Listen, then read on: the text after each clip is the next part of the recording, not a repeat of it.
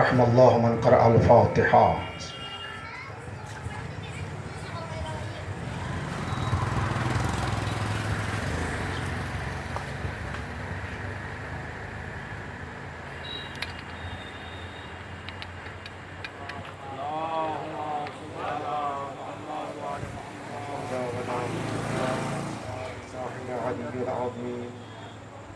أعوذ بالله السميع العليم من الشيطان اللعين الرجيم.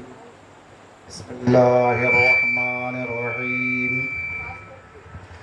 رب اشرح لي صدري ويسر لي أمري واحلل عقدة من لساني يفقهوا قولي. اللهم كل وليك الحجة بن الحسن العسكري صلواتك عليه وعلى آبائه في هذه الساعة وفي كل ساعة وليا وحافظا وقائدا وناصرا ودليلا وعينا حتى تسكنه أرضك توءا وتمتعه فيها طويلا.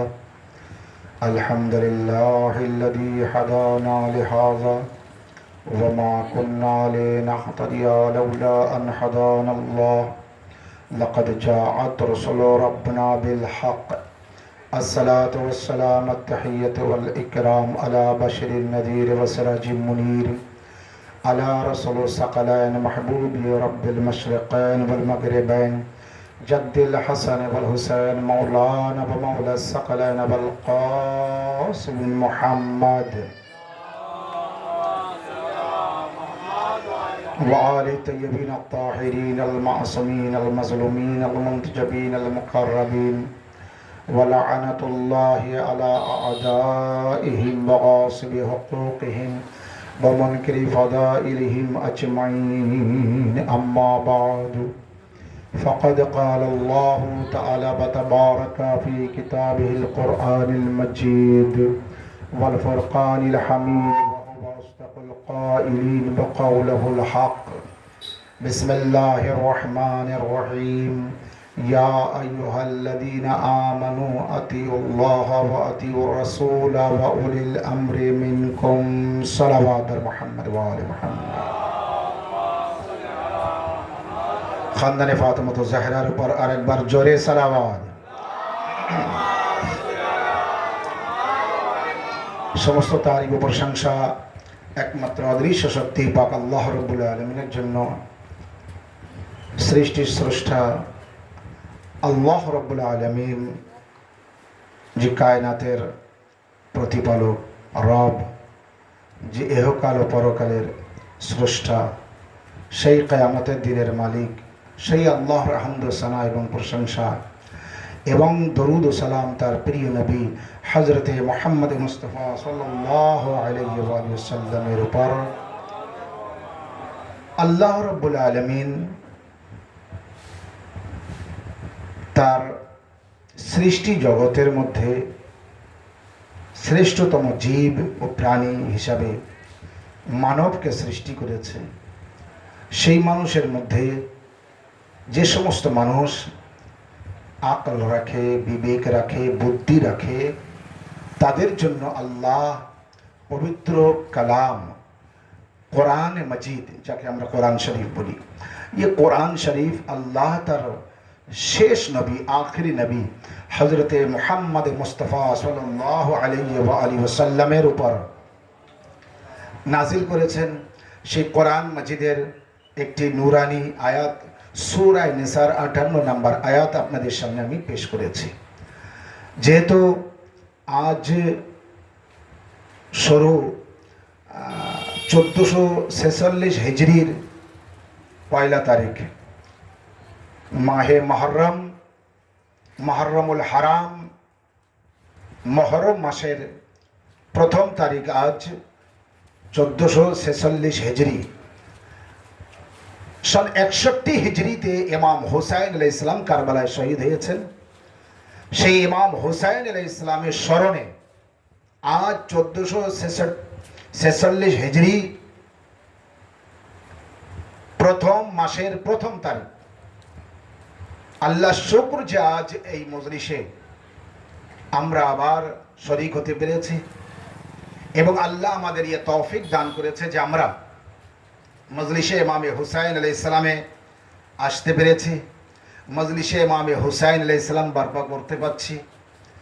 এই তৌফিক আল্লাহ আমাদের দান করেছে কি আমরা এই মজলিসের মাধ্যমে নিজেকে শুধরাতে পারি, নিজেকে কন্ট্রোল করতে পারি, নিজেকে ঠিক রাখতে পারি, নিজেদের মধ্যে মিল রাখতে পারি, মহব্বত রাখতে পারি, ইত্তেহাদ রাখতে পারি, একতা রাখতে পারি, ঐক্য রাখতে পারি এই মজলিসে ইমামে হুসাইন আলাইহিস সালামের মাধ্যমে। সালাওয়াত মুহাম্মদ ওয়া আলি মুহাম্মদ।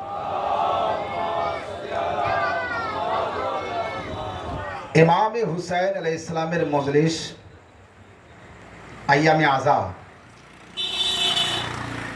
দুঃখের দিন। আইয়াম মানে দিনের বহু বচন,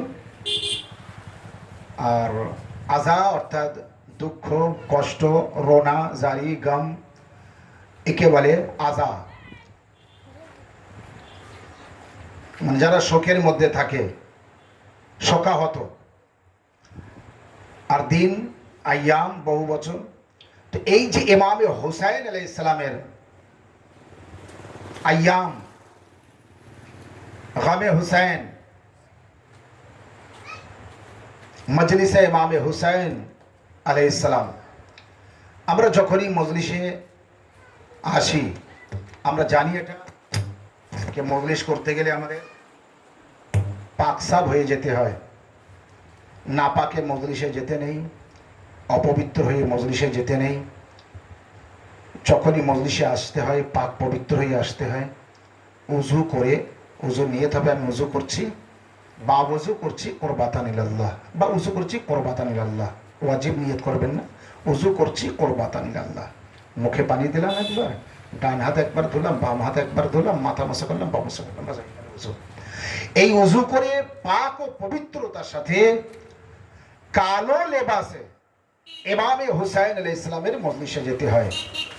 কারণ সব জায়গার একটি পোশাক আলাদা আছে, লেবাস আলাদা আছে। গামে হুসাইন আলাইহিস সালামের লেবাস হলো কালো। আহলে বাইত আলাইহিস সালামের দুঃখ প্রকাশ করার যে পোশাক সেটি হলো কালো। কারবালার পর যখন আহলে হারামকে ইমাম হুসাইন আলাইহিস সালামের কাফেলাকে বন্দী করে কুফা এবং কুফা থেকে শাম ইয়াজিদের দরবারে নিয়ে গিয়েছিল এবং ওখানে 1 বছর জেলের মধ্যে বন্দী রেখেছে। কিন্তু 1 বছর পর যখন রেহাই করে দেয়, জনাবে জাইনাব সালামুল্লাহ আলাইহা বলেছিলেন আমি মজলিস করব, আমার জন্য ঘর খালি করে দেওয়া হোক, আমি মজলিস করব। তো এই জন্য ঘর খালি করে দিতে হয়েছিল। আর জনাবে জাইনাব সালামুল্লাহ আলাইহা ওখানকার নারীদের বলেছিলেন সবাই আমার ভাই হুসাইন আলাইহিস সালামের মজলিসে এসো, কিন্তু কালো পোশাকে এসো। সালাওয়াত মুহাম্মদ। মানে তিনি বলে দিয়েছিলেন, একটু এগিয়ে এসো দরুদ পড়তে পড়তে, সালাওয়াত মুহাম্মদ ওয়া আলি মুহাম্মদ। তিনি বলে দিয়েছিলেন কালো পোশাকে এসো। তো এই কালো পোশাক জনাবে জাইনাব সালামুল্লাহ আলাইহা সর্বপ্রথম ইমাম হুসাইন আলাইহিস সালামের মজলিস করেছিলেন। কে করেছিলেন? সর্বপ্রথম জনাবে জাইনাব সালামুল্লাহ আলাইহা করেছিলেন। যদি কেউ বলে মজলিস কোথা থেকে পেয়েছো, তো আলী আলাইহিস সালাম নবীর ওসি খলিফা আলী, নবীর মেয়ে ফাতেমা জাহরা, আলী ও ফাতেমার মেয়ে জনাবে জাইনাব সালামুল্লাহ আলাইহা, তিনি রাসূলুল্লাহ নওয়াসি, তিনি সর্বপ্রথম ইমাম হুসাইন আলাইহিস সালামের মজলিস করেছেন। তো জনাবে জাইনাব সালামুল্লাহ আলাইহা তিনি মজলিস করেছেন। বাকি ইমামদের কথা আমি পরে যাচ্ছি। অবশ্যই আলে রসুল সমস্ত নবীর আওলাদ যারা আছে তারা ইমাম হুসাইন আলাইহিস সালামের মজলিস করেছে। কেউ যেন বলে না যে মজলিস কোথায় পেলেন, মজলিস কোথা থেকে আসলো, মজলিস কেন করতে হবে। আওয়াজটা কিন্তু ভালো হলো। সালাওয়াত মুহাম্মদ ওয়া আলি মুহাম্মদ। প্রথম ঠিক ছিল আওয়াজটা, তারপরে একটু আওয়াজটা খারাপ হয়ে গেছে। মজলিসে ইমামে হুসাইন আলাইহিস সালাম নবীর নাতি, পরিষ্কার মানে নওয়াসি, আর আলী ও ফাতেমার কন্যা হযরতে জাইনাব এবং ইমাম হুসাইন আলাইহিস সালামের বোন হাসান ও হুসাইনের বোন জনাবে জাইনাব, তিনি শামে ইয়াজিদের দরবারে সেখানে মজলিস করে 3 দিন প্রথমে মজলিস করলেন। ওখান থেকে মদিনায় বলছে যাও তোমরা মদিনায় চলে যাও। তো মদিনায় যাবে তার আগে বললেন প্রথমে মজলিস করব তারপরে যাব। এত গুরুত্ব মজলিসের যে জনাবে জাইনাব সালামুল্লাহ আলাইহা এত কিছু হওয়ার পর তিনি সর্বপ্রথম যখন রেহাই পেলেন, তো রেহাই পাওয়ার পর মনে হয় না আগে বাড়ি যাব, আগে আমার ফ্যামিলির কাছে যাব, আগে আমার ঘরে যাব, আগে আমার সহদাদের কাছে যাব। বহু কষ্টের কথা, পুরানো কথা, ঘরের কথা সব মনে আসে। কিন্তু জনাবে জাইনাব সালামুল্লাহ আলাইহা সব ভুলে আগে মজলিসে ইমামে হুসাইন করলেন। কি না, আগে আমি ইমাম হুসাইনের মজলিস করব, আমার ভাই হুসাইনের মজলিস করব। তো এখান থেকে বোঝা গেল ইমামে হুসাইন আলাইহিস সালামের মজলিসের গুরুত্ব কত। ইমামে হুসাইন আলাইহিস সালামের মজলিসের গুরুত্ব কত আছে। দ্বিতীয় তিনি বললেন যারা মজলিসে আসবে কালো পোশাকে এসো। তো ইমামে হুসাইন আলাইহিস সালামের লেবাস কালো, কালো পোশাক। আচ্ছা কালো পোশাক কেন? এটা হচ্ছে দুঃখের চিহ্ন, সবাই জানে কালো পোশাক পরলে, যখন আমরা সবাই কালো পোশাকে থাকি তো আমাদের দেখে কিছু মানুষের মধ্যে প্রশ্ন জাগে যারা কালো পোশাক পরে না বা এই সম্পর্কে জানে না। তখন তারা প্রশ্ন করবে বা জানার ইচ্ছে করবে, তখন বলবে এরা ইমাম হুসাইন আলাইহিস সালামের আজাদার। আমি যে একটা আজাদার, আপনি যে একটা আজাদার, আপনার কর্মের দ্বারাই বুঝিয়ে দিতে হবে অন্যকে, আপনার পোশাকের দ্বারাই বুঝিয়ে দিতে হবে অন্যকে, আপনার আমলের দ্বারাই অন্যকে বুঝিয়ে দিতে হবে কি আপনি আজাদার। কার আজাদার? ইমামে হুসাইন আলাইহিস সালামের আজাদার আপনি। ইমামে হুসাইন আলাইহিস সালামের আজাদার হিসাবে আপনার কি কর্তব্য আছে? ইমামে হুসাইন আলাইহিস সালামের আজাদার হিসাবে আপনার কি কর্তব্য আছে? আপনার বাপের কলমা খানি হবে বাড়িতে, আপনার বাড়িতে আপনার কি কর্তব্য আছে? তো আপনি বলবেন আমার কোনো কর্তব্য নেই, দুপুরে রান্না হয়ে গেলে আমি খেতে বসবো, আমি যাব আর বসবো আর খাবো আর চলে যাব। গ্রামের সবাই আপনাকে পাগল ছাড়া অন্য কোনো নাম দেবে না, আপনার আসল নামটাও ভুলে যাবে, আসল নামেও ডাকবে না, বলবে এক নম্বরের পাগল, এর মাথা গিয়েছে, ওর বাপের কাজ আর দেখো কুটুম হয়েছে, আজ আত্মীয় হয়েছে, খাওয়ার সময় এসছে সারাদিন কোনো খবর নেই।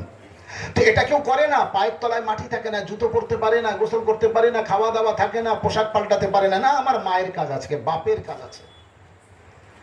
ইমামে হুসাইন আলাইহিস সালাম যে আপনার মাকে মা বলা, বাপকে বাপ বলা, ইনসানের ইনসানিয়াত, মানুষের মানুষত্বকে যে শিখিয়েছেন, ইসলামকে ইয়াজিদের থেকে আজাদ ও স্বাধীন করে আপনার পর্যন্ত পৌঁছে দিয়েছে, সেই ইমামে হুসাইন আলাইহিস সালামের দুঃখ কষ্ট প্রকাশ করতে গিয়ে আমার আপনার কি কোনো কর্তব্য নেই? কর্তব্য আছে ফারশে আযাব বিছাতে হবে, কর্তব্য আছে নিজের বাড়ির সামনে কালো পতাকা ওড়াতে হবে, নিজের দোকান, নিজের বিল্ডিং, নিজের অফিস সমস্ত জায়গায় কালো পতাকা উড়িয়ে নিজে কালো পোশাকে থেকে নহা ও মার্সিয়া পড়তে হবে।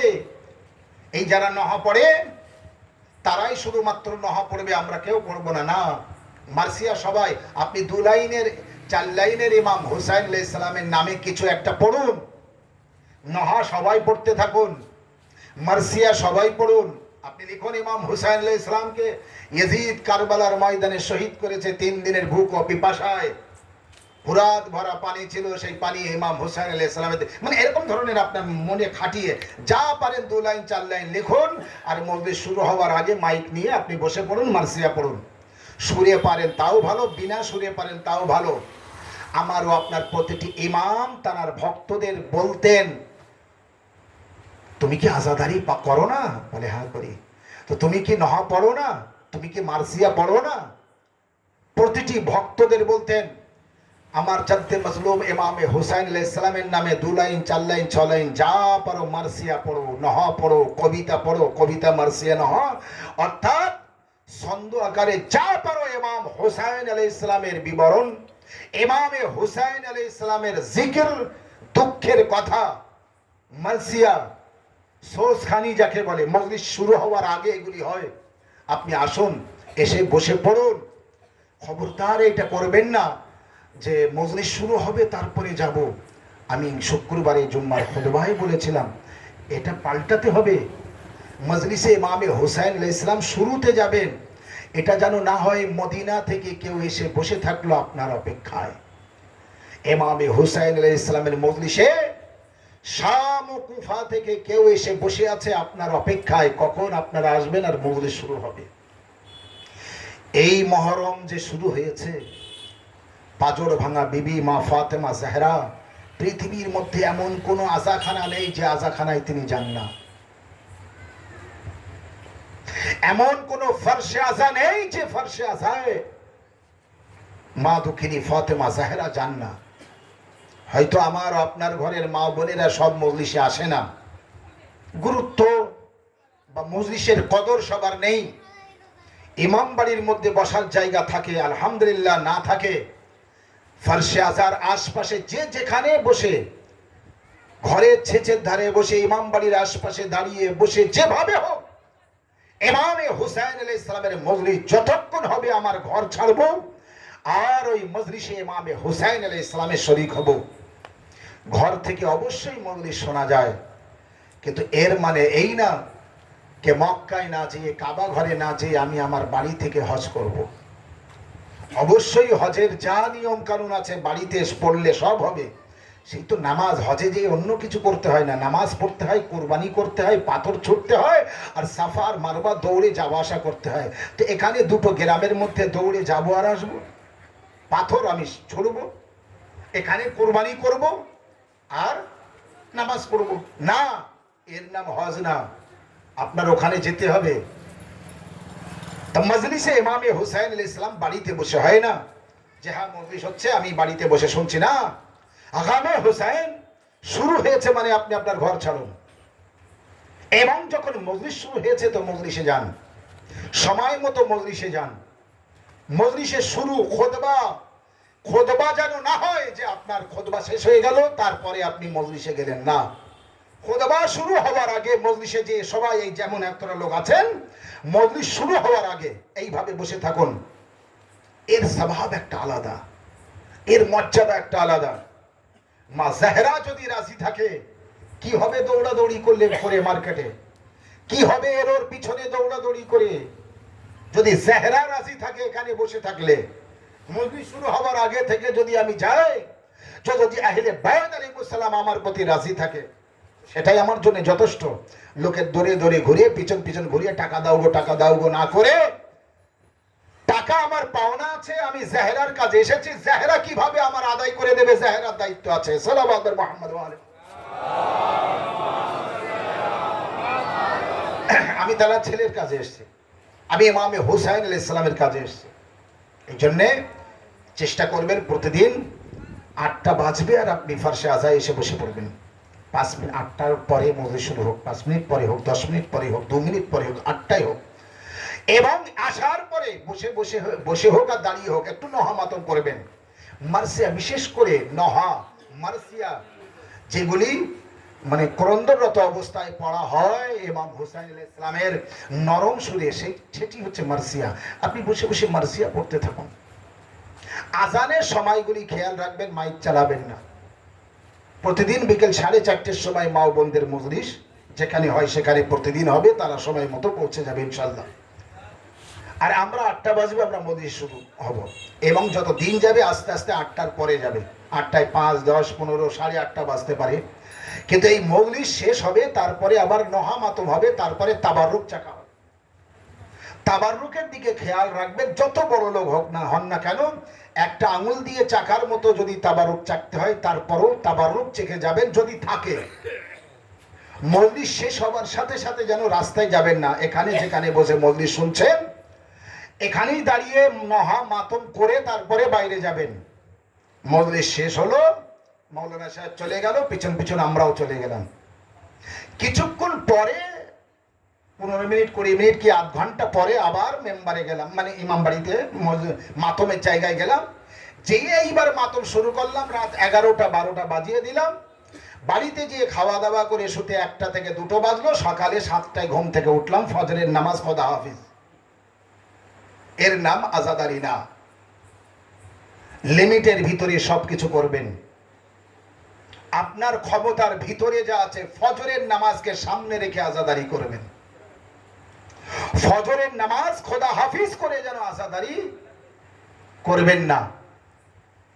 রাত করুন, কিন্তু যারা রাত করবে ফজরের নামাজে তাদের যেন মসজিদে পাওয়া যায়। তখন জানা যাবে রাত করার স্বাদ কি। কেন 8টায় রাখা হয়েছে? মজলিসও হবে, মাতমও হবে, নজরও হবে, বাড়িতে যাব, খাবো, শোবো, ঘুমাবো, ফজরের নামাজ হবে, কাজ কাম হবে, সব হবে। মাতমের জন্য মজলিস শেষ হবার পরে আমি চলে গেলাম, আধা ঘন্টা পরে চা এটা ওটা খেয়ে আবার এসে মাতম শুরু করলাম। মানে একটা ঝোল, কাজের পরে একটা জিরনি যাকে বলে, জিরিয়ে টিরিয়ে তারপরে এসে এইবার আবার শুরু করলাম। এটা করবেন না।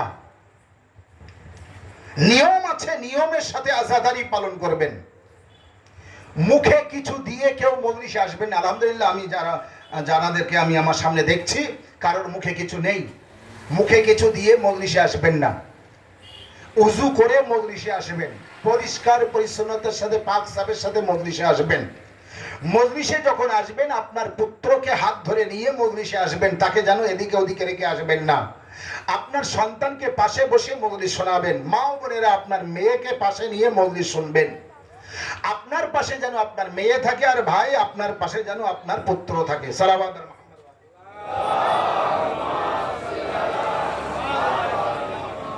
মজলিসের সৌন্দর্য আপনার নিজের কাছে। আমি আপনাকে কতটা বোঝাতে পারি, একটা মৌলানা সাহেব কতটা বোঝাতে পারে, মজলিসের সৌন্দর্য যা সে নিজের কাছে। আপনি যদি মজলিসের সৌন্দর্য নিজের দ্বারায় না সাজান, অন্য কেউ সাজিয়ে দিতে পারে না। আর নতুন পোশাক পরে, কালো পোশাক, নতুন কালো পোশাক পরে মজলিসে যেতে হবে, এর কোনো মানে না। পুরানো কালো পোশাক, ছেঁড়া কালো পোশাক, পুরানো রং চটা কালো পোশাক, যত ভালো মানে পুরানো জিনিস আছে সব পরে আসুন। কিন্তু পুরানো আর পরবো না, নতুন পরতে হবে, নতুবা আমার আজাদারি হবে না, এর কোনো মানে নেই। যার পুরানো আছে সে পুরানো পরবে, যার ছেঁড়া আছে কালো জামা সে কালো ছেঁড়া জামা পরবে। মা জাহেরা কার প্রতি রাজি হবে? আমি নতুন কালো পোশাক পরে এসেছি, আমার দিকে হয়তো তাকালো না, আপনি ছেঁড়া জামা পরে এসছেন আপনার দিকে তাকালো, এটা করতে পারে? আর বেশিরভাগ এটাই হয়। অতএব আজাদারি পালন করতে গিয়ে নজর নিয়াজ প্রতিদিন আপনার বাড়ি থেকে চেষ্টা করবেন। 10 দিন মজলিস হচ্ছে, প্রতিদিন আপনার বাড়ি থেকে যেন তাবাররুক, বাড়িতে রান্না করা তাবাররুক মজলিসে যায়। আপনার বাড়ি থেকে, প্রতিটি বাড়ি থেকে তাবাররুক আসবে এবং তাবাররুক বন্টন করা হয়। যে তাবাররুক এনেছে সে নিজের হাতে তাবাররুক বন্টন করবে, অথবা কমিটি যাদেরকে ঠিক করবে তারা তাবাররুক বন্টন করবে। তাবাররুক বন্টন করতে খবরদার মুখ উঁচু করে যেন কারো, যাকে দিচ্ছে তার চেহারার দিকে না দেখে। আমি যখন তাবাররুক বা নজর বিতরণ করছি, আমার মাথা নিচু থাকবে, এইভাবে দিতে থাকবো। আমি আমার ভাইকে দিচ্ছি কি বোনকে দিচ্ছি কি মাকে দিচ্ছি কি আমার ছেলেকে দিচ্ছি কি আমার কাকে দিচ্ছি, গরিবকে দিচ্ছি কি ধনীকে দিচ্ছি, কারোর চেহারার দিকে যেন আমার নজর না যায়। কারণ একটা বিচারক যখন মৃত্যুর আগে তার স্ত্রী বলছিল, তুমি তো বিচার করো, জীবনে কোনোদিন ভুল বিচার করোনি, তোমার তো কোনো কষ্ট হবে না, আযাব হবে না। তো বলেছিল, আমি আমার জীবনে কোনো খারাপ বিচার করিনি, আমার কোনো আযাব হতে পারে না, কিচ্ছু হতে পারে না, তুমি দেখো আমার মৃত্যুর পরে কোনো আযাব হবে না। কিন্তু সেই বিচারক, সেই কাজী মৃত্যুর পরে যে মারা গিয়েছে, গোসল দিয়েছে, কাফন পরিয়েছে, এবার শেষ সময় সবাই বলছে যে এবার তো জানাজা পড়বো আর নিয়ে চলে যাব, তো স্ত্রীকে ডাকলে, একটু তোমার স্বামীর মুখটা, আখরি মার মুখটা দেখে নাও। স্ত্রী স্বামীর মুখটা দেখতে যেয়ে চমকে উঠলো। ওই রাত্রে স্বামী তার স্ত্রীকে স্বপ্নে বলছে, কি ব্যাপার তুমি আমাকে দেখে চমকে উঠেছিলে? তো বলে, আমি তোমার মুখটা দেখতে যেয়ে দেখি তোমার একটা নাকের ভিতরে একটা পোকা তোমার নাক কুড়িয়ে কুড়িয়ে খাচ্ছে। তুমি তো বলেছিলে আমার জীবনে কোনো ভুল করিনি, কোনো অন্যায় বিচার করিনি, তাহলে তোমার এই নাকের ভিতরে পোকা কেন? বলে, আল্লাহ একটা আযাব দিয়েছে, আমার বিরাট যন্ত্রণা হচ্ছে, বিরাট কষ্ট হচ্ছে, ওই পোকাটা আমার নাকের ভিতরে এখনো আছে, আমার কুড়িয়ে কুড়িয়ে খাচ্ছে, আমার কুড়িয়ে কুড়িয়ে খাচ্ছে। বলে, কেন? তুমি তো জীবনে কোনো বিচার, ভুল বিচার করোনি। বলে, না, কোনোদিন ভুল বিচার করিনি, তবে একদিন আমার কাছে বিচার এসেছিল, দুই পক্ষ ছিল, এক পক্ষ তোমার ভাই ছিল। স্ত্রীকে বলছে, এক পক্ষ তোমার ভাই ছিল আর অপর পক্ষ অন্য লোক ছিল। তোমার ভাই যখন আর অন্য পক্ষ, এই দুজন আমার কাছে বিচার নিয়ে এসেছিল, আমার মনে মনে হয়েছিল জিতটা যেন আমার শালাবাবুর হয়। বলছে, বিচার ঠিক করেছিলাম, কিন্তু মনে মনে তোমার ভাইয়ের দিকে আমার টান গিয়েছিল, তার কারণে আল্লাহ আযাব দিয়েছে, কি আমার নাকের ভিতরে একটা পোকা দিয়েছে, আমার কুড়িয়ে কুড়িয়ে খাচ্ছে আর আমার যন্ত্রণা দিচ্ছে। বোঝা গিয়েছে কথা? সালাওয়াত মুহাম্মদ ওয়া আলি মুহাম্মদ।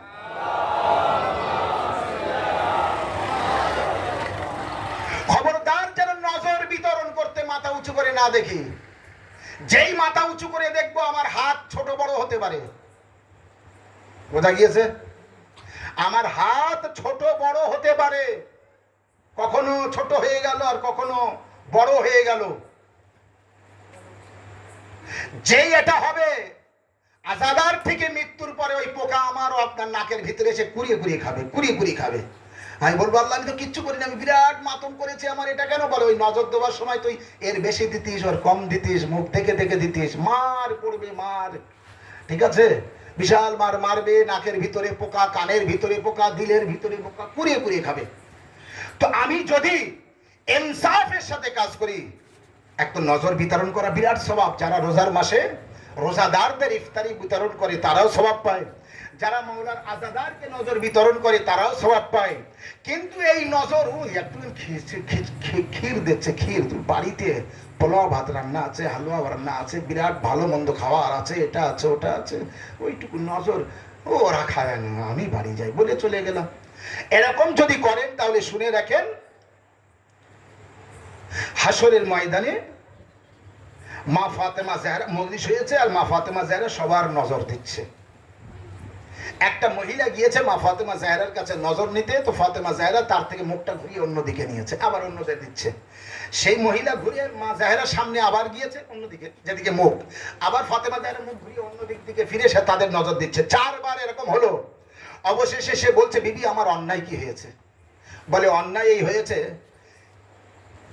কাল রাতে আমার ছেলে ইমাম হুসাইনের মজলিস হচ্ছিল, তুমি মজলিসে গিয়েছিলে? বলে হ্যাঁ গিয়েছিলাম। নজর বিতরণ হচ্ছিল? বলে হচ্ছিল। তুমি নজর নিয়েছিলে? বলে না বিবি আমার বাড়িতে ভালো রান্না ছিল তাই আমি বাড়িতে গিয়েছিলাম, সে নজরটা নেওয়া হয়নি। বলে দুনিয়ার নজর আগে খাইয়ে এসো, পরে আমার হাতের নজর খাইও। সালাওয়াত মুহাম্মদ ওয়া আলি।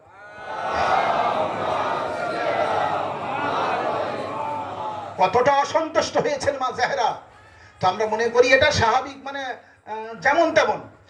আজ রাতে মজলিস হলো, শুনে নজর বিতরণ হচ্ছে, না খেয়ে চলে গেলাম। ফজরের নামাজের পরে যদি মাইকে ঘোষণা হয় জোহরবাদ, মাওলা হোসাইনের নজর খাওয়া হলো আমার নসিবে।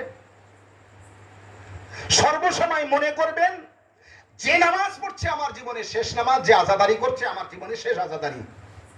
পরের দিন সকাল আমার জন্য হবে কিনা আমি তো বলতে পারি না। এই জন্য সর্বদাই মজলিসের সিস্টেম মেনে চলবেন, আগামে হোসাইন পালন করবেন। আমারও আপনার ষষ্ঠম ইমাম তার ভক্তকে বলছেন তুমি আমার জদ্দে মজলুম ইমাম হুসাইন আলাইহিস সালামের মজলিস করো না? বলে হ্যাঁ করি। মাতম করো না? বলে হ্যাঁ করি। বলে কিভাবে মাতম করো? বলে আমার বাড়ির লোক সাক্ষী আছে। বলে না, ওইভাবে মাতম করো যেমন আমার দাদি ফাতেমা জাহরা কারবালার ময়দানে নিজের হাত দিয়ে বুক ও পিঠ ও মুখে হাত মেরেছিলেন আর মাতম করেছিলেন আর বলেছিলেন হায় হুসাইন, হায় হুসাইন, হায় হুসাইন। আমরা অনেক সময় মাতম করি, আমি এর আগেও বলেছিলাম, আপনাদের মনে আছে? মাতম করবো সেই 7 থেকে 8 মহরমের দিকে, এর আগে যেন বুকে আঘাত না লাগে, এমন মাতম করবেন না। বয়স্ক যারা আছেন মাতম করতে করতে ফিট হয়ে পড়ে যান, কিন্তু ওই মাতম করবেন যে মাতম আপনি আর দাঁড়িয়ে থাকতে পারবেন না। এমন যেন করবেন না যে আস্তে আস্তে বুকে হাত মারবেন। যুবক ছেলেরা আস্তে আস্তে সাইডে চলে যাবেন, বুকে হাত মারবেন না। ইমামে হুসাইন আলাইহিস সালামের মাতমের নিয়ম আপনারা এখন ইউটিউবে দেখছেন, ফেসবুকে দেখছেন, সমস্ত জায়গায় সোশ্যাল মিডিয়ায় দেখছেন কিভাবে মাতম করে। আর আপনি কিভাবে মাতম করব? আস্তে আস্তে মাতম করব, বুকে হাত মারবো যেন স্লোভাবে হয়, গা যেন না ঘামে, জামা যেন রং না চটে, আর আস্তে আস্তে মানে যেভাবে সেভাবে বাস আমি সেরে চলে যাব। ইমামে হুসাইন আলাইহিস সালামের শোকে, দুঃখে, কষ্টে যদি আমার মন ও প্রাণ কেঁদে ওঠে, এমন জোরে হাত মারবো যে আমার বুক ফেটে যাবে। কিন্তু যখন ওই মহব্বত, ওই কষ্টের সাথে মহব্বতের সাথে আজাদারি আমি করব না, তখন হাত মারবো কিভাবে তো আমার বুক জানতেও পারবে না, কাঁদবো কিভাবে তো আমার চোখও জানতে পারবে না। বোঝাতে পেরেছি কথা? কাঁদছে মাওলানা তাই আমি একটু মুখটা নিচু করলাম, মাথাটা নিচু করলাম না। যখনই মুসাহিব শুরু করবে আপনি সাথে সাথে মাথাটা নিচু করে কারবালাকে স্মরণ করবেন, চোখের পানি ধরে রাখতে পারবেন না। কিন্তু ইমাম হুসাইন আলাইহিস সালামকে আগে ভাববেন, হুসাইন কে, হুসাইন কি, হুসাইন কাকে বলে। আর হুসাইনের মারিফত যখন আপনার মধ্যে আসবে, তখন ইমামে হুসাইন আলাইহিস সালামের কষ্টের কথা ভাবলে আপনার চোখে পানি আসবে। জালিমের বিরুদ্ধে রুখে দাঁড়ানো, মজলুমের হয়ে আওয়াজ বুলন্দ করা, এরই নাম আজাদারি, মজলিস, মাতম, এসব কিছু। জালিমের বিরুদ্ধে আর মজলুমের হয়ে আওয়াজ তোলা। জালিমের বিরুদ্ধে কিভাবে আওয়াজ তুলবেন? আমারও আপনার নবী, শেষ নবী, কিন্তু নবী আল্লাহর তরফ থেকে এসেছে 1,24,000 নবী। 1,24,000 নবীর মধ্যে একজন নবী আছে ঈসা নবী, জানা আছে? সালাওয়াত মুহাম্মদ ওয়া আলি মুহাম্মদ। ঈসা নবী রাস্তা দিয়ে যাচ্ছিলেন, তো একটা পাড়ার ভিতর দিয়ে যাচ্ছিলেন, গ্রামের ভিতর দিয়ে, তো দেখে গ্রামের সব মানুষ মারা গিয়েছে, মানে কেউ বেঁচে নেই, সব দুই ধারে মরে পড়ে আছে। ঈসা আলাইহিস সালাম চিন্তা করলেন, মারা যাবে একজন, দুজন, তিনজন কি পাঁচজন, সারা গ্রামের লোক একসাথে মারা গেল। এবার এদের মাটি দেবে কে? এদের জানাজা পড়বে কে? এদের গোসল কে দেবে? কেউ তো নেই গোসল দেওয়ার, কেউ নেই জানাজা পড়ার, কেউ নেই মাটি দেওয়ার। এ কি অবস্থা! আরে কিভাবে একসাথে এতটা লোক মারা যায়? অসম্ভব। তো ঈসা আলাইহিস সালাম দাঁড়িয়ে চিন্তা করতে করতে একবার বললেন, কুম বিইজনিল্লাহ, আল্লাহর হুকুমে ওঠো। ভাবলেন কাউকে একটা জীবিত করতে হবে, কারোর কাছে শুনতে হবে, তো কার কাছে শুনি? তো বললেন কুম বিইজনিল্লাহ, ওঠ আল্লাহর হুকুমে। এই যখন বলেছে তো দেখে যত মুরদার সব পড়ে আছে, তার ভিতরে একজন নড়াচড়া শুরু করলো। সালাওয়াত। যখন নড়াচড়া শুরু করেছে একজন, তো ঈসা আলাইহিস সালাম দেখছে নড়তে চড়তে হঠাৎ সে উঠে পড়ল, আর উঠে ঈসা আলাইহিস সালামের সামনে এসে ঈসা আলাইহিস সালামকে সালাম দিয়েছে। সালাম দেওয়ার পরে ঈসা আলাইহিস সালাম তাকে বলছে, আচ্ছা তোমরা মারা গেলে কিভাবে? এতটা লোক মারা গিয়েছে, তুমিও মারা গিয়েছিলে, আবার জীবিত হয়ে গিয়েছো, তো তোমাদের মৃত্যু কিভাবে আসলো? তোমরা কিভাবে একসাথে এতটা লোক মারা গেলে? এইভাবে তো হয় না, সারা গ্রামের লোক একসাথে মারা যাবা সম্ভব? এবং সব মরে পড়ে আছে, এইভাবে তো হয় না। সে তখন বলছে যে, হে ঈসা আলাইহিস সালাম, আমাদের এখানে একটা জালিম আছে, অত্যাচারী ব্যক্তি, জালিম ব্যক্তি, এত জুলুম করে, এত জুলুম করে, এত জুলুম করে, এখানকার কেউ তার বিরুদ্ধে মুখ খোলে না, প্রতিবাদ করে না, মুখ খোলে না, তাকে ঘৃণাও করে না, আর সবাই তার কথা মেনে নেয়। আল্লাহ এত নারাজ হয়েছে, এত নারাজ হয়েছে, একসাথে সবার মৃত্যু দিয়ে দিয়েছে। মর তোরা। সালাওয়াত মুহাম্মদ ওয়া আলি মুহাম্মদ।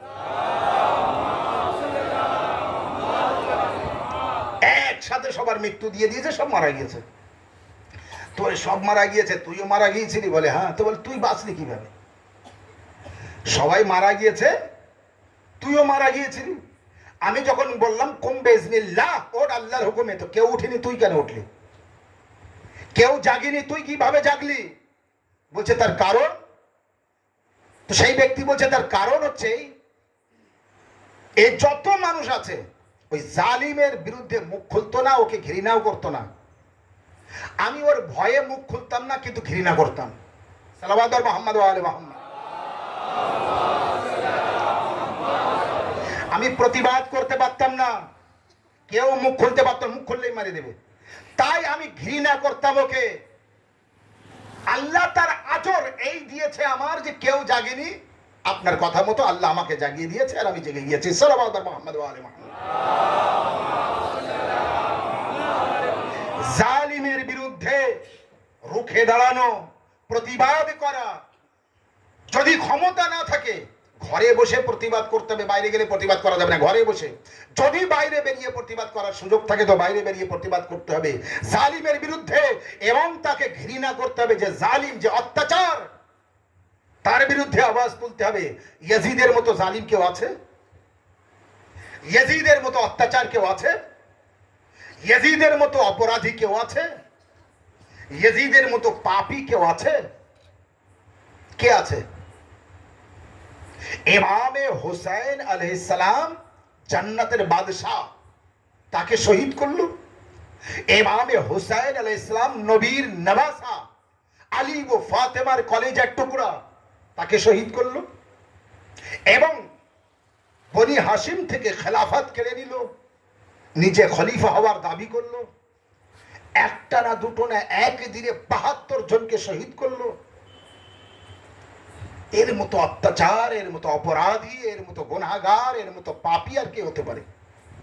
সেই ইয়াজিদের বিরুদ্ধে আওয়াজ তোলা। কেউ যেন বলে না যে কি ইয়াজিদ ভালো মানুষ, কেউ যেন বলে না ইয়াজিদকে আল্লাহ মাফ করে দিয়েছে। আল্লাহ ইয়াজিদকে, আল্লাহ না ইবলিসকে মাফ করেছে, না নমরুদকে মাফ করেছে, না ফিরআউনকে মাফ করেছে, না হামানকে মাফ করেছে, না শাদ্দাদকে মাফ করেছে। আদম আলাইহিস সালামের ছেলে কাবিলকে পর্যন্ত মাফ করেনি, নূহ নবীর ছেলে কানানকে পর্যন্ত মাফ করেনি, আর একে মাফ করে দেবে? সালাওয়াত মুহাম্মদ ওয়া আলে মুহাম্মদ।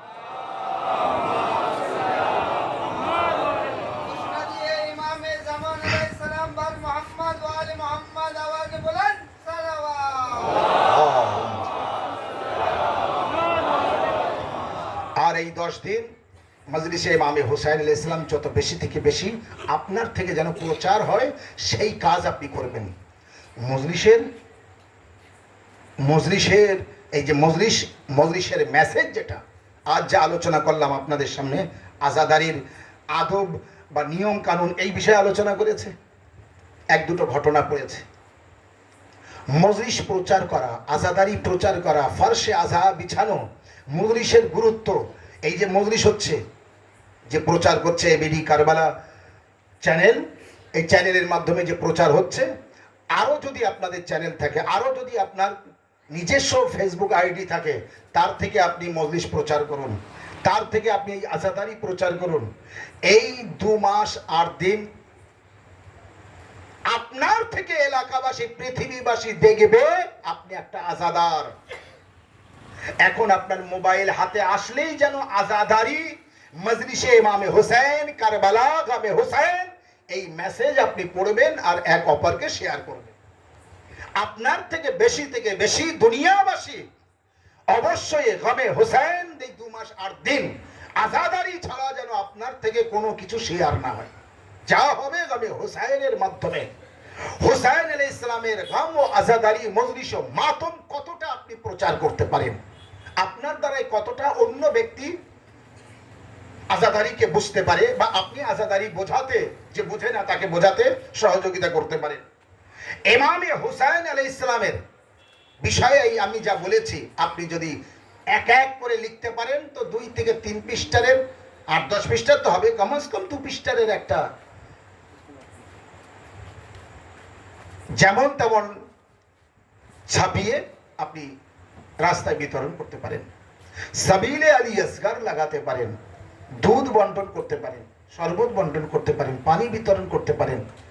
কিন্তু প্রতিটি জায়গায় ইমামে হুসাইন আলাইহিস সালামের নাম আসবে। আমি হুসাইন এইভাবে পালন করবেন। মজলিসে ইমামে হুসাইন যখন আপনার এখানে কারবালা আছে, চেষ্টা করবেন দিনে 1-8 বার কারবালায় জিয়ারত করতে যাওয়া। মজলিসে যখনই আসবেন দেখবেন এখানে আগরবাতি, মোমবাতি, ধূপবাতি জ্বালানো হয়েছে না হয়নি, আজাখানা সাজানো হয়েছে না হয়নি, কারবালা সাজানো হয়েছে না হয়নি। একটু ইমামবাড়ি কিভাবে সাজানো যায়, আজাখানা কিভাবে সাজানো যায়, রাস্তাঘাট কিভাবে সাজানো যায়, পরিষ্কার, এই গ্রাম রাস্তাঘাট সব যেন পরিষ্কার থাকে আজাদারি মজলিস ও মাতম করতে। মা ও বোনেরা যখন মজলিসে আসবে, তারা তাদের আদবের সাথে আসবে, তাদের আদবের খেয়াল আপনাকেও রাখতে হবে, দায়িত্ব আপনার আছে। ইমামে হুসাইন আলাইহিস সালামের মজলিস করতে গিয়ে এমন যেন না হয় যে তার মা অসন্তুষ্ট হয়ে গেল আমার থেকে, মৌলা আলী আলাইহিস সালাম অসন্তুষ্ট হয়ে গেলেন আমার থেকে।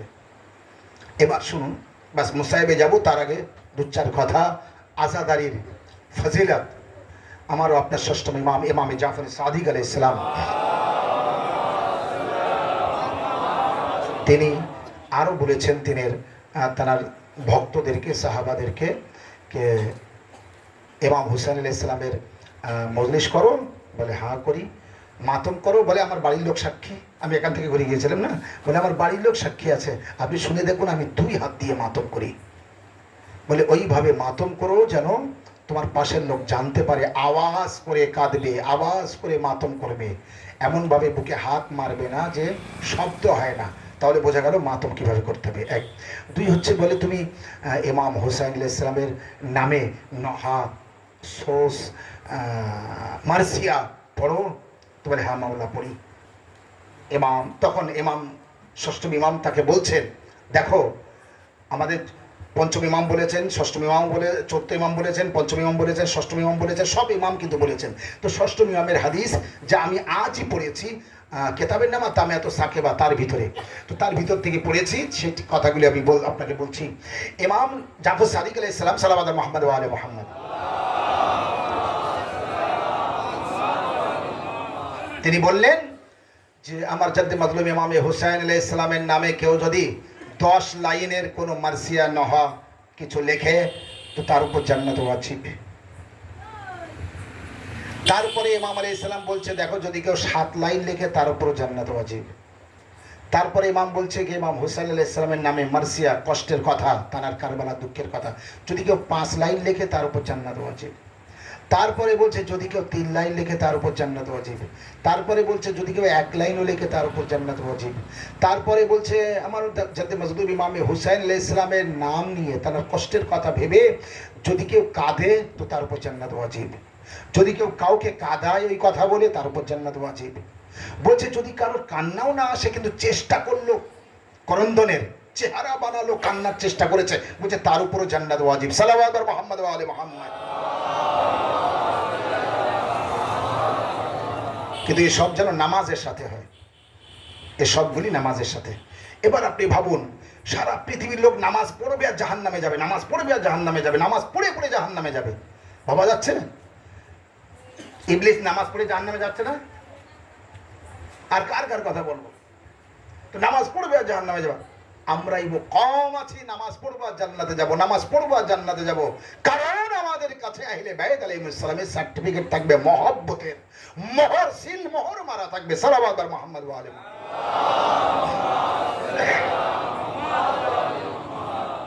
আল্লাহ তৌফিক দান করুক, এইভাবে যাতে আমরা আজাদারি করতে পারি, মজলিস মাতম করতে পারি। আলহামদুলিল্লাহ 7 মহরম পর্যন্ত এইভাবে, আজ এখানে হচ্ছে, কালকে রেসাকিনে ইমামবাড়িতে হবে, পরশুবার এখানে হবে 7 মহরম পর্যন্ত। 8 মহরম থেকে ইনশাআল্লাহ আবার 2 দিকে যেভাবে প্রতি বছর হয় সেইভাবে মজলিসে ইমামে হুসাইন আলাইহিস সালাম হবে। আপনারা সময় মতো আসবেন, চেষ্টা করবেন প্রতিদিন প্রতিটি বাড়ি থেকে তাবারুক যেন আসে। সেই 8 মহরমে শুধু নজর করব ওটা ভুলে যাবেন, প্রথম তারিখ থেকেই আপনার বাড়ি থেকে নজর আসবে। আর ওই দৌড়ে দোকানে গেলাম, 1 প্যাকেট বিস্কুট এনে দিলাম, এটা নজর, কিন্তু এটা সেই নজর সেইভাবে মনের সাথে সেট হয় না। যখন আপনার বাড়িতে ক্ষীর রান্না করে আনুন, পায়েস রান্না করে আনুন, দুধ নিয়ে আসুন, যাই হোক আপনার পছন্দের মতো, সেটা অরিজিনাল সত্যিকার তাবারুক হয়, ফলের তাবারুক দেন, যাই দেন। তো তাবারুক বিতরণ হওয়ার সময় আপনি চেষ্টা করবেন জবান বন্ধ রাখা, যেভাবেই হোক, ভুল হোক, ভ্রান্তি হোক, যাই করুক। আমার সামনে তাবারুক আসলো, আমি একটু নিয়ে চলে গেলাম, আমার সামনের লোক ভুল করলো, পাশের লোক ভুল করলো, অন্যায় করলো, মানে যে দিচ্ছে সেও ভুল করেছে, যে নিচ্ছে সেও ভুল করছে। আমি যদি কোনো কথা বলি, আরেকজন যদি কথা বলে, আরেকজন যদি কথা বলে, আর এখানে যদি আমার আপনার কথা বলার কারণে কোনো সমস্যা হয়, তার জন্য দায়ী আমি। ইমামে জামানার কাছে জবাব আমাকে দিতে হবে। সমাজের মধ্যে কোনো রকমের কোনো সমস্যা হলে তার জন্য দায়ী আমি হব, কারণ এই ঝগড়াটা আমার জন্য হয়েছে, কথাটা আমার জন্য হয়েছে। আমি যদি জবান বন্ধ রাখতাম কিচ্ছু হতো না। মনে করুন একজন নজর দিতে গিয়ে পড়ে গিয়েছে, আমি তুলে পুছে নিলাম, মুছে নিলাম, খেতে পারি ভালো, না খেতে পারি পুকুরে দেবো। এই তুই ভালোভাবে দিতে পারিস না, ঠিক করে দে। এইবার ও বললো তাহলে তোমার দিতে হয়, এই মারবো গালে, মেরে দেখো। বা একদম 1 মিনিটের ভিতরে এবার শুরু হয়ে গেল, ইবলিস এসে গেল, মারামারি বাঁধিয়ে দিয়ে চলে গেল। যা বাবা, খোদা হাফেজ। খবরদার জবান বন্ধ রাখবেন, মুখ বন্ধ রাখবেন। মজলুমে ইমামে হুসাইন আলাইহিস সালাম বড় মজলুম, বড় মজলুম, বড় মজলুম, তার উপর বড় জুলুম হয়েছে। আমরা আজাদারি করতে এসে এমন কোনো আওয়াজ যেন আমার দ্বারাই না হয় যে অন্য কেউ কষ্ট পাবে। আজাদারিতে কাউকে কষ্ট দেবেন না, কষ্ট শুধুমাত্র ইমামে হুসাইন আলাইহিস সালামের কষ্ট। আজ মহরমের চাঁদ, অনেকে চেষ্টা করেছে মহরমের চাঁদ উঠেছে কিনা দেখি, মহরমের চাঁদ উঠেছে কিনা দেখি, অনেকে খবর নিচ্ছে চাঁদ হয়েছে কিনা দেখি। এই হচ্ছে আমাদের মহরমের খবর নেওয়া। কিন্তু মদিনাবাসীরা 10ই মহরম সন 61 হিজরি 10ই মহরমের পর থেকে নিয়ে তারা মদিনাবাসীরা চাঁদ মহরমের চাঁদ হয়েছে কিনা, চাঁদ উঠেছে কিনা, এটা তানারা দেখতেন না। তানারা বলছেন, মদিনাবাসীরা বলছেন, সাক্ষী দিচ্ছেন যে যেদিন থেকে দেখতাম আহলে বায়তের ঘরে ক্রন্দন শুরু হয়েছে, আহ বোকা শুরু হয়েছে, হায় হুসেন হায় হুসেন বলে আওয়াজ দিয়ে কাঁদছে, আমরা জানতে পারতাম কি মহরমের চাঁদ উদয় হয়েছে। আজরুকুমান আল্লাহ। মদিনাবাসীরা চাঁদ মহরমের দেখতে যেতেন না, খবর নিতেন না। বাস আজাদারও এই প্রথম দিন থেকেই বলে দিলাম, মোসাহেব এই যতটুকু কথা বলেছি আপনি মাথা নিচু করবেন, ঠান্ডা মাথায় ভাববেন, তো আপনার চোখে পানি আসবে। যেমন এক বিন্দু পানি যদি আপনার চোখে এসে থাকে, বাস মা জাহেরা সন্তুষ্ট হতেই রাজি হয়ে যাবে। তো মদিনাবাসীরা চাঁদ দেখতে যেতেন না। তারা যখনই দেখতেন ইমামে জাইনুল আবেদিন আলাইহিস সালামের বাড়ি থেকে কান্নার আওয়াজ শুরু হয়েছে, মহরমের চাঁদ উদয় হয়েছে। ইমাম মুহাম্মদ বাকির আলাইহিস সালামের বাড়ি থেকে কান্নার আওয়াজ আসছে, তার মানে মহরমের চাঁদ উঠেছে। ইমামে জাফর সাদিক আলাইহিস সালামের বাড়ি থেকে কান্নার আওয়াজ আসছে, তার মানে মহরমের চাঁদ উঠেছে। কারবালার পর থেকে নিয়ে বিমারে কারবালার একটি বোন ছিল যাকে বিমার সগরা বলা হয়। তিনি যখনই মহরমের চাঁদ দেখতেন আওয়াজ দিয়ে দিয়ে কাঁদতেন, এই মহরমের চাঁদ তুই আবার ফিরে এসেছিস, আমার বাবা তো আসলো না। এই মহরমের চাঁদ তুই আবার ফিরে এসেছিস, আমার ভাই তো আসলো না। এই মহরমের চাঁদ তুই আবার ফিরে এসেছিস আমার মাকে কাঁদাতে। আজরুকুম আল্লাহ। মজলুম ইমামে হুসাইন আলাইহিস সালাম যখন মদিনা ছেড়ে কারবালার উদ্দেশ্যে রওনা হচ্ছিলেন, আজাদারও বাস দু চার কথা মুসাহেবের আপনাদের চোখে পানি এসে গিয়েছে, মা জাহরা রাজি হয়ে গিয়েছে। ইমামে হুসাইন আলাইহিস সালাম যখন বার হচ্ছিলেন, মদিনা ছাড়ছিলেন, আজাদারও নিজের বোন জনাবে জাইনাবকে বলেছিলেন, বোন জাইনাব সকলকে নিয়ে বার হও, সবাই কিন্তু আমার সাথে যাবে, আমার মেয়ে সোগরা কিন্তু যাবে না। আই বোন, সোগরা যদি জিদ করে খবরদার সোগরাকে বলবে আমি তোমাকে নিয়ে যেতে পারবো না। একবার সবাই বার হচ্ছে, এমন সময় ইমামে হুসাইন আলাইহিস সালাম জনাবে সোগরার কাছ থেকে বিদায় নিতে গেলেন। জনাবে সোগরা বাপকে জড়িয়ে ধরে কাঁদে আর বলে, বাবা আমি কি অন্যায় করেছি, বাবা আমার ছোট্ট ভাই আলী আসগারকে পর্যন্ত নিয়ে যাচ্ছেন, বাবা আমি কেন মদিনায় থাকবো। ইমামে হুসাইন আলাইহিস সালাম বলে, কে সোগরা তুমি অসুস্থ আছো, তুমি বিমার আছো, তোমাকে নিয়ে যেতে পারবো না। জনাবে জাইনাবকে বলেছিলেন, আই বোন জাইনাব আমার কোন সন্তান আমার বাবার মতো দেখতে, কেউ আমার নানার মতো দেখতে, কেউ আমার মায়ের মতো দেখতে, সোগরা কিন্তু আমার মা ফাতেমা জাহরার মতো দেখতে। কারবালার পর শাহ কুফার বাজারে যেভাবে দড়ি দিয়ে হাতে বাঁধে বেঁধে দরবাদার ঘোরাবে আর চাবুক মারবে আমার মায়ের মতো দেখতে, আমি চাই না সোগরা কেউ দড়ি দিয়ে বেঁধে মারুক, তাই আমি সোগরাকে নিয়ে যাব না। আজাদারো ইমাম হুসাইন আলাইহিস সালাম যখন সোগরার কাছ থেকে বিদায় নিতে গেলেন, জনাবে সোগরা আওয়াজ দিয়ে কাঁদলেন আর বললেন, বাবা আমিও যাব, বাবা আমি একা থাকতে পারবো না, বাবা আমি মারা যাব, বাবা আমি ভাই ও বোনকে ছেড়ে একা থাকতে পারবো না।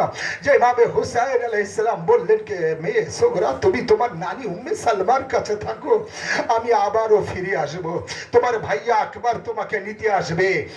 আজাদারো এমন সময় জনাবে সোগরা বললেন, বাবা হে বাবা সবাই হয়তো ফিরে আসবে, তুমি আর আসবে না। ইমামে হুসাইন আলাইহিস সালাম বললেন, কেন সোগরা তুমি এমন কেন বলছো, মেয়ে যদি বাপের এই কথা বলে কোন বাপ সহ্য করতে পারে। একবার বলছে, মেয়ে তুমি এমন কথা কেন বলছো। সোগরা তখন বলছে, বাবা আজ রাতে আমি ঘুমাতে পারিনি, যখন তোমরা গুছিয়ে নিচ্ছ যাওয়ার জন্য, এমন সময় আমি রাতে জেগেছিলাম, অন্ধকার রাতে দেখি আমার ঘরের আঙিনায় কালো বরকা পরা বিবি খালি পায়ে এসে আসমানের দিকে হাত উঁচু করে বলছে, আল্লাহ আমার ছেলের কি অপরাধ? হে আল্লাহ, আমার ছেলেকে 3 দিনের ভুক ও পিপাসায় কেন শহীদ করা হবে? এ বাবা, আমি জানতে পেরেছি ও বিবি অন্য কেউ না, আমার মা দুঃখিনী, আমার দাদি ফাতেমা জাহরা, আমার নানি ফাতেমা জাহরা ছিলেন। এ আজাদারো, আমার দাদি ফাতেমা জাহরা সারা রাত কেঁদেছে, বাবা তুমি আর ফিরে আসবে না। সোগরাকে বুকে জড়িয়ে নিলেন, নানি মায়ের কাছে রেখে হোসেন বিদায় নিলেন। ঘরের বাইরে যত দূর হোসেন যায়, সোগরা এগিয়ে আসে, ঘরের বাইরে আসে, পায়ের ছাপ যেখানে যেখানে থাকে সোগরা মুখ রেখে কাঁদে আর বলে বাবা। এ বাবা, সোগরা একা বাঁচবে না, মারা যাবে।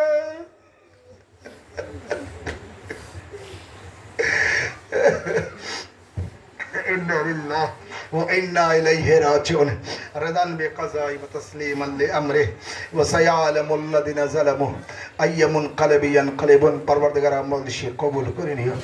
আমার আল্লাহ, আমাদের কোনো কষ্ট দিও না কারবালার কষ্ট ছাড়া। আল্লাহ, আমাদের কোনো দুঃখ দিও না কারবালার দুঃখ ছাড়া। আল্লাহ রাব্বুল আলামিন যতদিন দুনিয়ায় বেঁচে আছে এইভাবে আগামে হুসাইন মজলুমে ইমামে হুসাইন আলাইহিস সালামের আযাদারি পালন করতে পারি, তা তৌফিক দান করো আল্লাহ। আমার ভাই মা বোনেদের এই আযাদারিকে কবুল করে নিও। আজ 1446 হিজরির পয়লা মুহররম, মাহে মুহররমের প্রথম তারিখের এই জাইনাবিয়া ইমাম বাড়িতে যে মজলিস, আল্লাহ আমরুল গাছা বেসপাটি দাদনপাড় জাইনাবিয়া ইমাম বাড়ির এই মজলিসকে আল্লাহ তোমার পবিত্র দরবারে কবুল করে নিও আল্লাহ। আমার আযাদার ভাইদের আযাদারি, মা বোনদের আযাদারিকে কবুল করে নিও আল্লাহ রাব্বুল আলামিন। এলাকার সমস্ত মানুষের মধ্যে মিল ও মোহাব্বত পয়দা করে দিও আল্লাহ। জালিমদের জুলম অত্যাচার থেকে নিরীহ মানুষদেরকে হেফাজত করো, সমস্ত রওজাগুলির হেফাজত করো। যারা বিমার আছে, বিমারি কারবালার সাদকা তাদেরকে সুস্থ করে দিও। আমাদের যুগের ইমামকে তাড়াতাড়ি জহুর করো, ইমামের পতাকা তলে আমাদের শরীক হওয়ার তৌফিক দান করো। মাহতামিম হুসাইন হুসাইন।